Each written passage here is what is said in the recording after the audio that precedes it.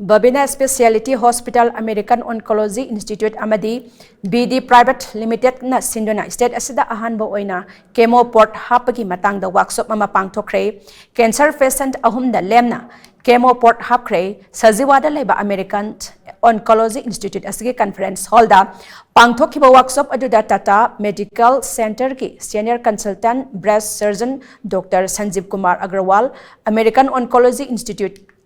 asigi senior consultant surgical oncology professor S. Opendra Yaona state asigi tongan ba hospital singdagi Dr. Hapkhre romna saruk yakhi workshop asigi matang na wangang nidona American Oncology Institute ki consultant surgical oncology Dr. Dhanavir Thangjamna chemo port hapa haibasi chemo kaplagadaba anaba singda chawna kanaba biba port amani chemo Kapana singli mangsilakpadagi chemo masing suna kapa ngamdabagi khudong sadaba kaya tatana mayoknari karigumba chemo port asi hapkhrabadi khudong sadaba sing asi kokhanba ngamgadoribani chemo port hapagi thong asi atopa state singda matam kayagi mamangdagi chatnaba hokre patient singna thong asi chathaba matamda karigumba potlam ama hapsingani haibagi mi paiba lei adubu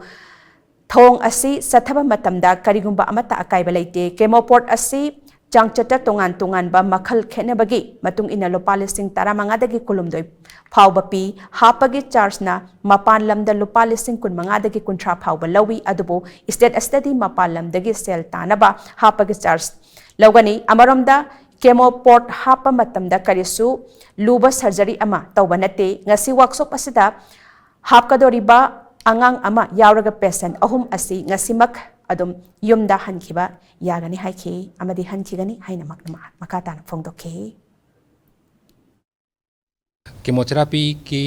hidak sing kap matamda koi patient sing gi magi singli vein sing je am matamda soksan ba adi singli phangtabdagi chemotherapy kap ngamdana chemotherapy loisandaba korpataba su yam yawe adu sigi device hapkhragadi magi sagi chemotherapy je koi uninterrupted hada lep letana dum phadana kapthabe chahi amara chahi ani muk dum hape masi khoigi mapalom dadi khoigi india gi outside haitare go metropolitan city di amba patients in chemo kap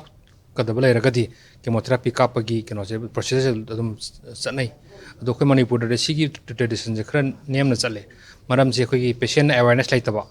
habadi sichi am luba device ni gaina khanba khoigi yu tong da thamdore gaina khanba ki ba sum yawba